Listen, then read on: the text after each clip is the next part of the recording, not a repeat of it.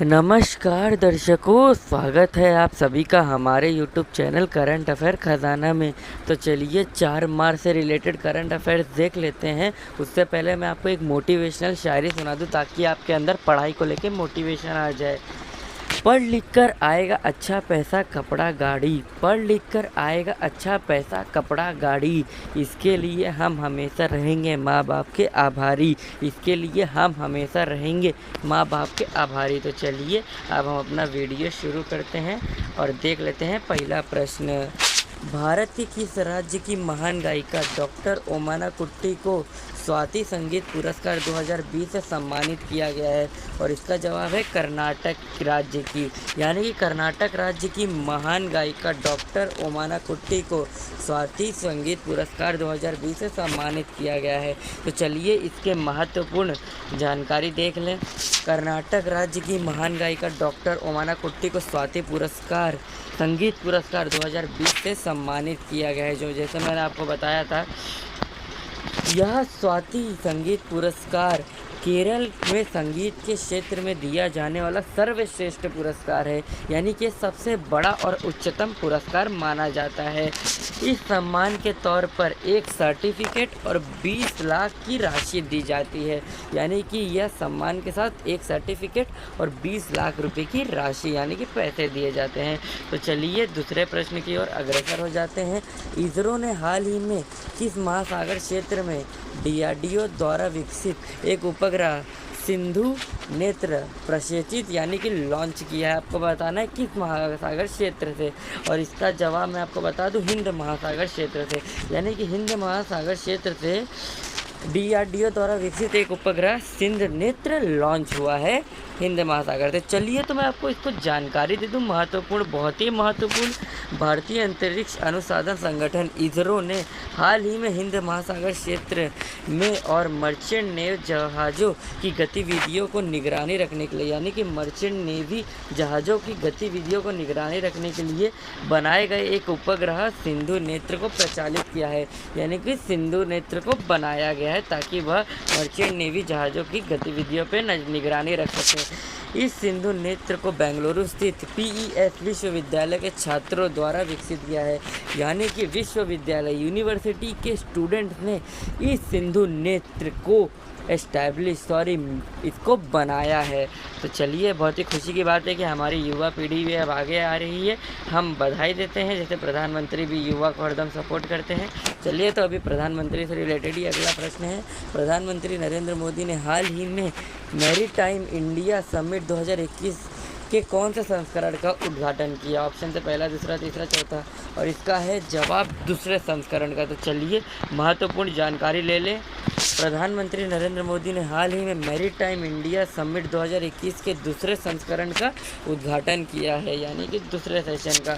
50 देशों के 1 लाख से अधिक प्रतिभागियों यानी कि पार्टिसिपेंट ने MIS समिट 2021 के लिए ऑनलाइन रजिस्ट्रेशन किया है, यानी कि 50 देशों के 1 लाख से अधिक लोग पार्टिसिपेंट ने MIS समिट 2021 के लिए रजिस्ट्रेशन किया है ऑनलाइन। अब हर काम ऑनलाइन हो रहा है, आपको तो पता ही है। चलिए तो अगले प्रश्न की ओर अग्रसर हो जाते हैं। ISSF शॉटगन विश्व कप में भारतीय पुरुषों की स्किट टीम ने कौन सा मेडल जीता? आपको बताना है ISSF जो शॉटगन विश्व कप है, इसमें भारतीय पुरुष स्किट टीम ने कौन सा मेडल जीता है? ऑप्शन से gold medal, silver medal, bronze medal, इनमें से कोई नहीं, और इसका जवाब है सिल्वर मेडल। तो चलिए इससे रिलेटेड पूरी जानकारी ले लें।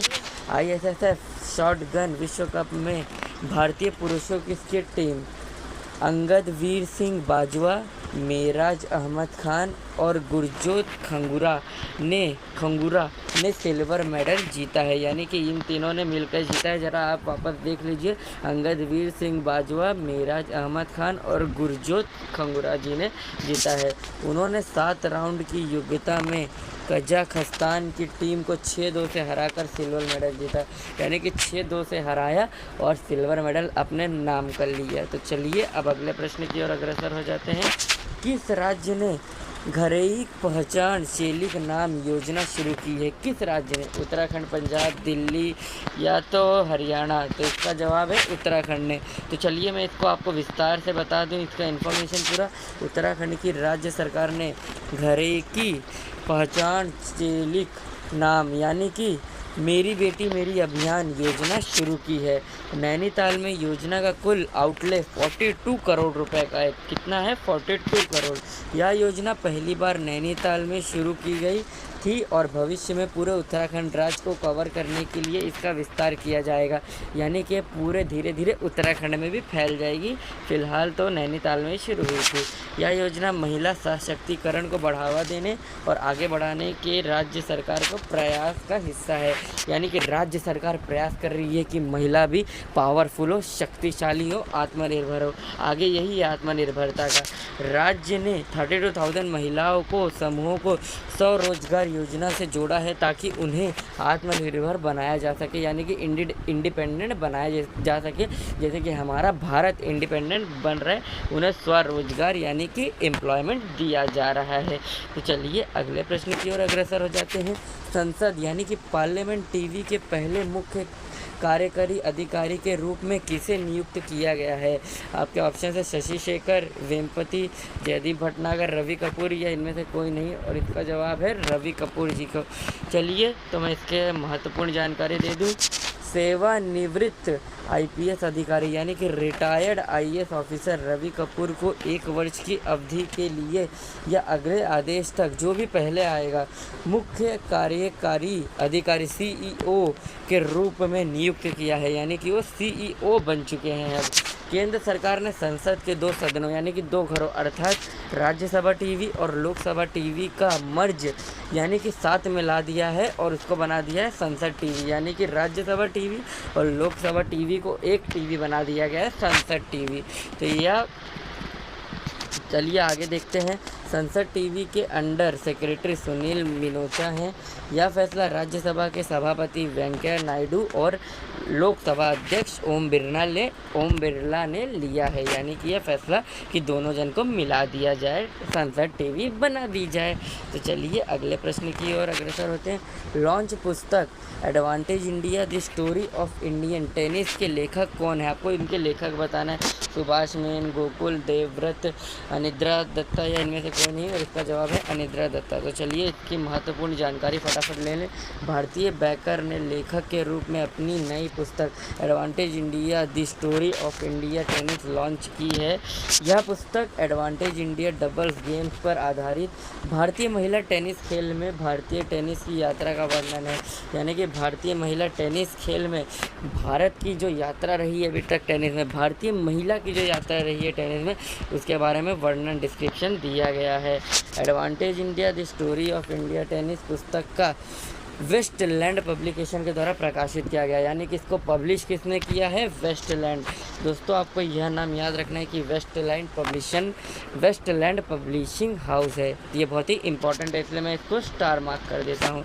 तो चलिए अब अगले प्रश्न और अंतिम प्रश्न की ओर बढ़ते हैं। किस देश ने पहला आर्टिक निगरानी उपग्रह लॉन्च किया? ऑप्शन है अमेरिका, चीन, जापान या रूस, और इसका जवाब है रूस, यानी कि रशिया ने लॉन्च किया। इसका जानकारी ले लें। रोस्कोसमोस रूसी कैसा नाम है? यह अंतरिक्ष एजेंसी है जिसने अपना पहला आर्टिक निगरानी उपग्रह, जो कि जलवायु और पर्यावरण की निगरानी करेगा, सफलतापूर्वक लॉन्च होगा, यानी कि ये पर्यावरण के एनवायरनमेंट की निगरानी करेगा और ये लॉन्च हो चुका है सफलतापूर्वक। इस रॉकेट को कजाकिस्तान के बैकानूर कॉस्मोड्रोम से उड़ाया गया। इसके साथ साथ एजेंसी ने सोयूज 2.1B वाहन रॉकेट भी लॉन्च किया, यानी कि सोयूज 2.1B वाहक रॉकेट, आपको ये भी याद रखना है कि यह भी इसके साथ साथ लॉन्च हुआ है। रूस की राजधानी में बता दूं मॉस्को है, जहां तक आपको पता हो या नहीं तभी भी बता रहा हूँ। रूस का वर्तमान प्रेसिडेंट कौन है? Vladimir Putin. तो चलिए यह थी पूरी जानकारी। इससे आज के डे से रिलेटेड 2 फैक्ट। 4 मार्च 2007 को क्या हुआ था? भारतीय सांसद सुनील कुमार मेहता का निधन हुआ था।